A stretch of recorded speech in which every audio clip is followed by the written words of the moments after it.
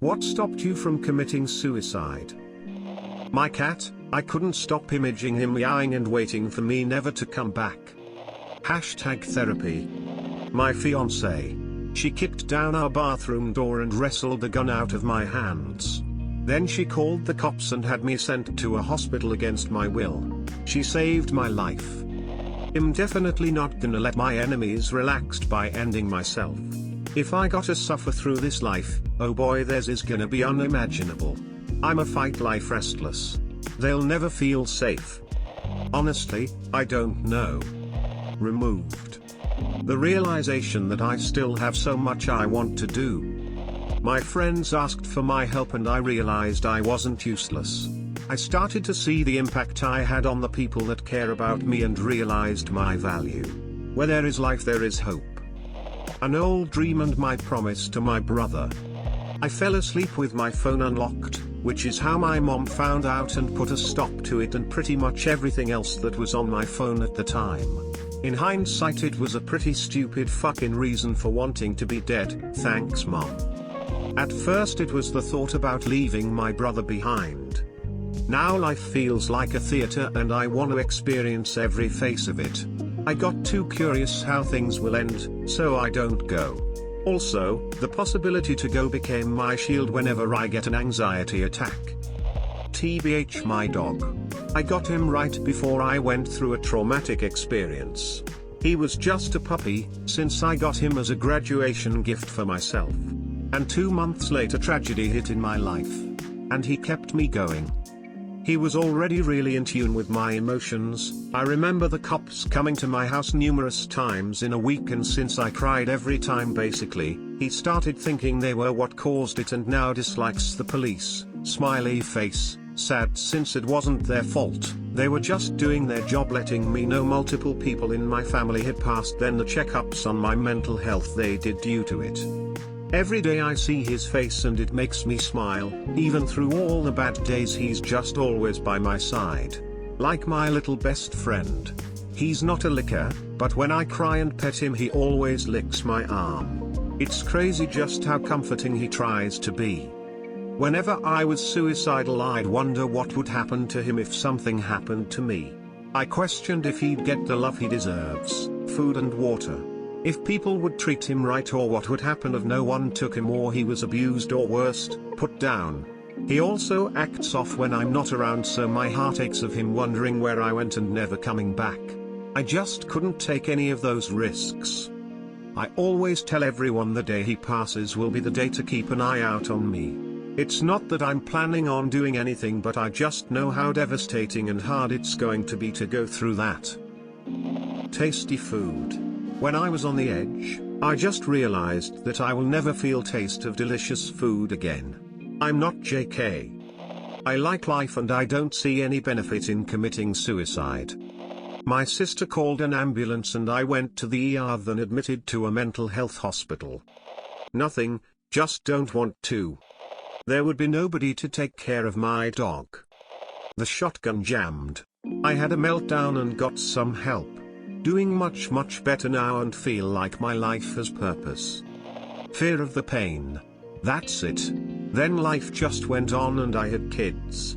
Now I wouldn't ever do it even if I could get over that primal fear. They need me, they're my purpose.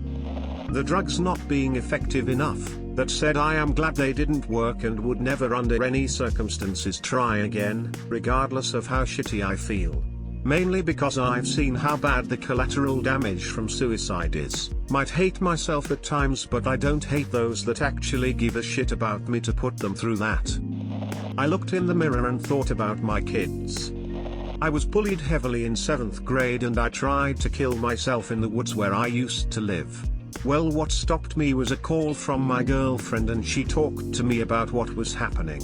If it wasn't for that call I wouldn't have been here. Potato. I failed. Twice. Didn't seem like trying a third time was really worth it. It's easy to fantasize and yearn for it, but once you're looking at the wrong end of a loaded barrel, the trigger feels both incredibly heavy and light at the same time. My cat. Had to let him go 10 days ago after 17 years of companionship. My puppy. I couldn't leave her. Mom would be upset. Too much effort for low return, don't worth it, too many people are happy too, now I have to disturb much more. If I died, my online friends would have thought I was just offline, my dog wouldn't have understood and my family probably would care quite a bit. Curiosity. I feel like the most important thing anyone can do today is see what happens tomorrow. And the one time I was really considering it, literally the Avengers. I was feeling suicidal in February/March, it was coming out in May. I didn't want to miss it. Becoming closer with my little sister. She doesn't deserve that. What if? I couldn't leave my cat or my best friends. My dad was always my reason. He was the kind that didn't yell at you when you did something wrong, he was just disappointed and it would crush me more than yelling. The thought of him ever blaming myself always stopped me as a teen. I'm in a much better place now, but I miss the hell out of him every day.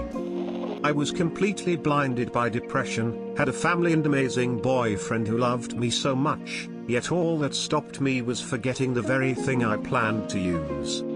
Well, I wouldn't say I was trying to, but thought about it but decided nope, not going to. Didn't know how to delete browser history. Lane Staley.